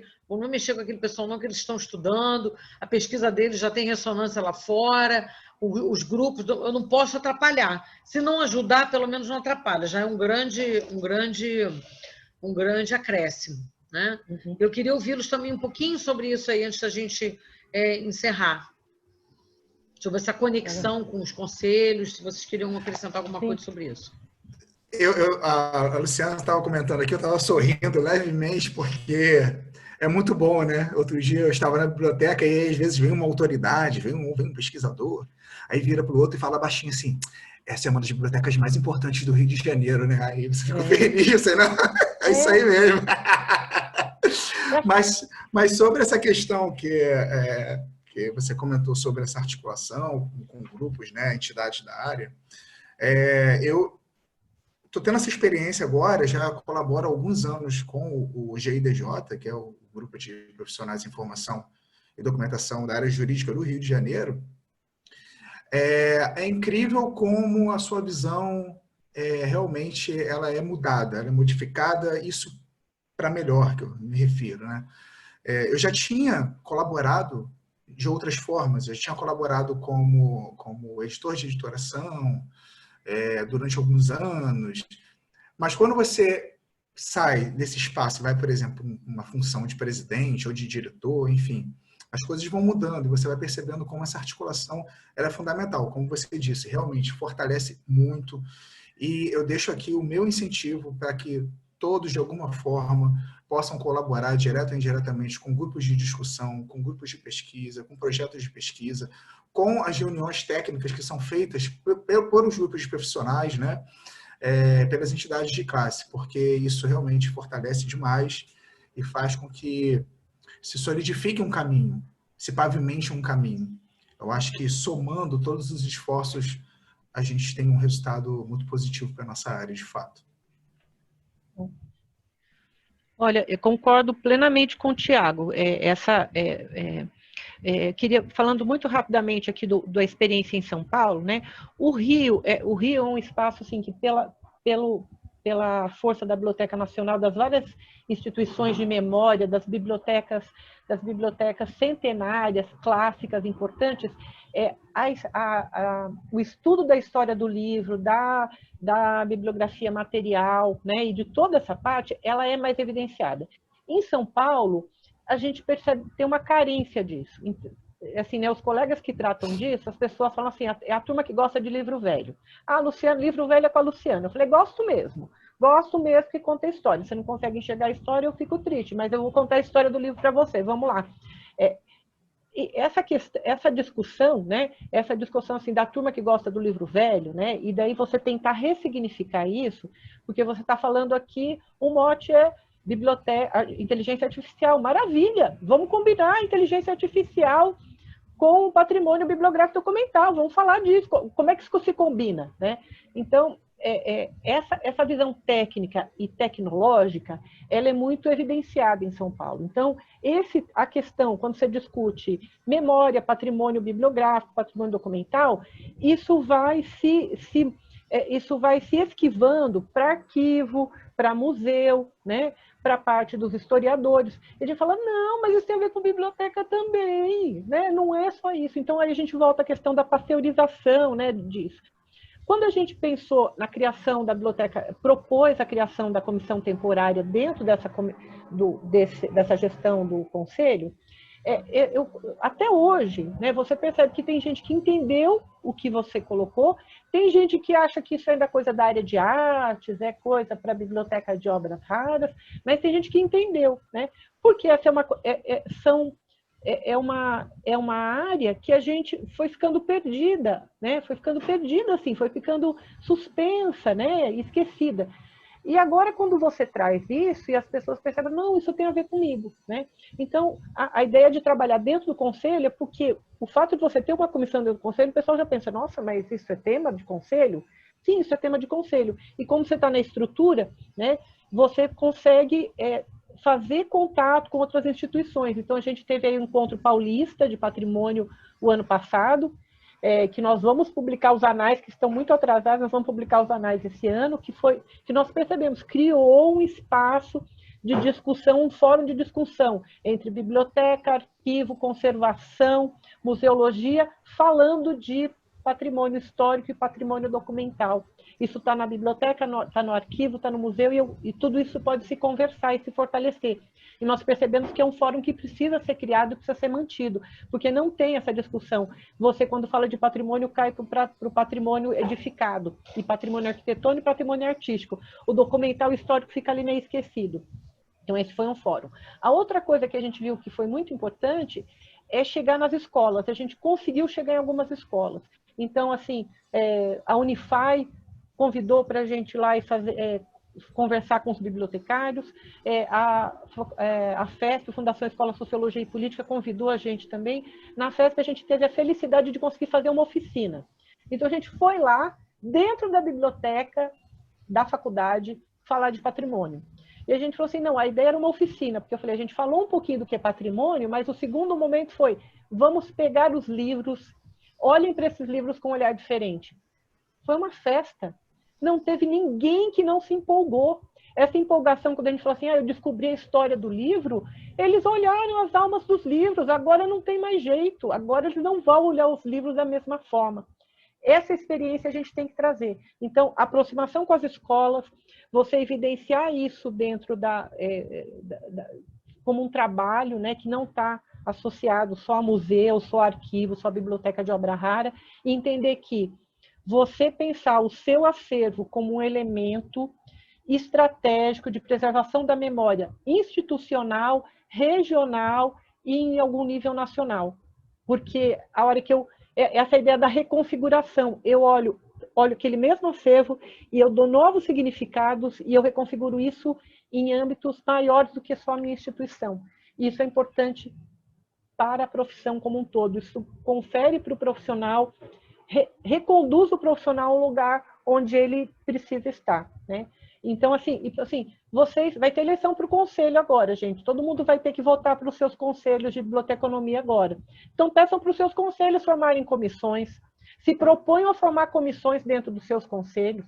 Se ele não tem conselho, fala assim, o de lá São Paulo fez, por que no meu não tem? Aqui no meu grupo não tem. Proponham essa discussão, evidenciem isso para os seus conselhos, tá? E participem de grupos. Fiquem em contato, porque essa união nos fortalece e nos inspira, e isso é muito importante. Obrigada. De novo, me empolguei, desculpa. Perfeito, gente, era isso que eu queria ouvir de vocês. Se a gente tivesse combinado essa fala, talvez não desse tão certo, né? Mas nós não combinamos nada, tá, público? Isso foi uma coisa que a gente percebeu aqui ao longo das palestras, né? E essa necessidade da gente se fortalecer, né? E dentro dessa área é um prato cheio para a gente fazer isso, né?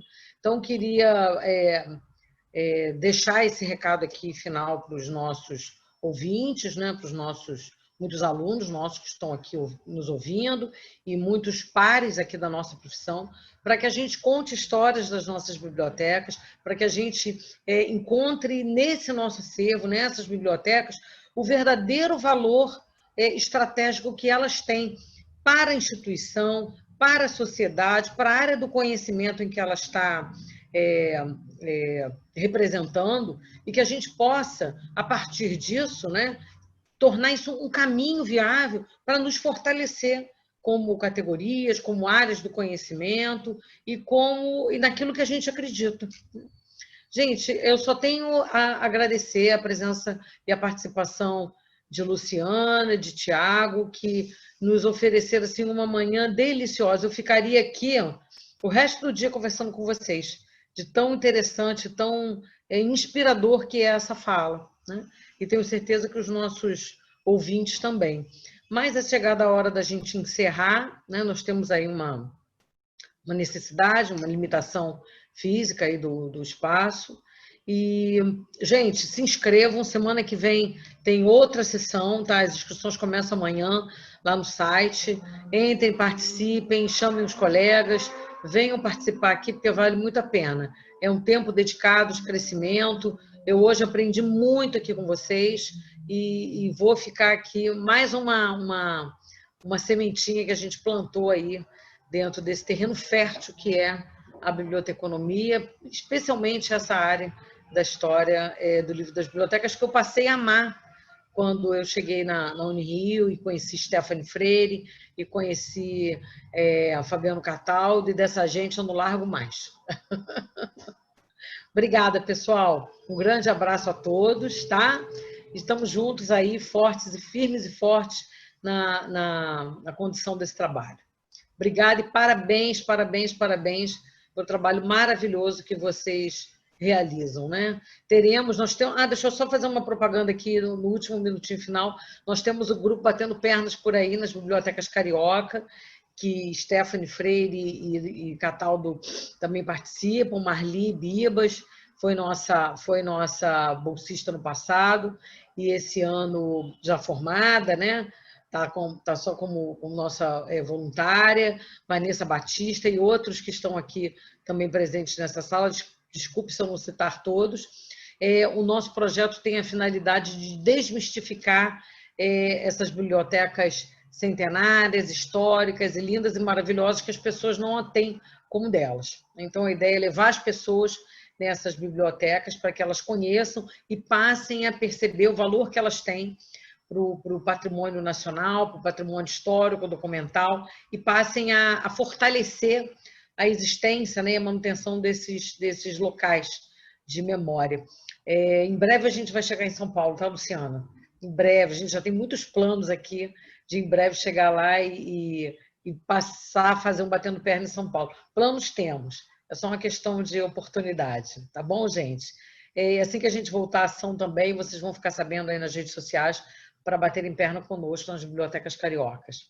Gente, um beijão, obrigada a todos, obrigada, professor Fabiano, pelo convite para mediar essa mesa maravilhosa aqui, que eu estou muito orgulhosa de ter feito parte desse momento, e estamos juntos aí, firmes e fortes. Tá ok, gente? Obrigada e uma boa tarde para todos aí. Tchau, tchau.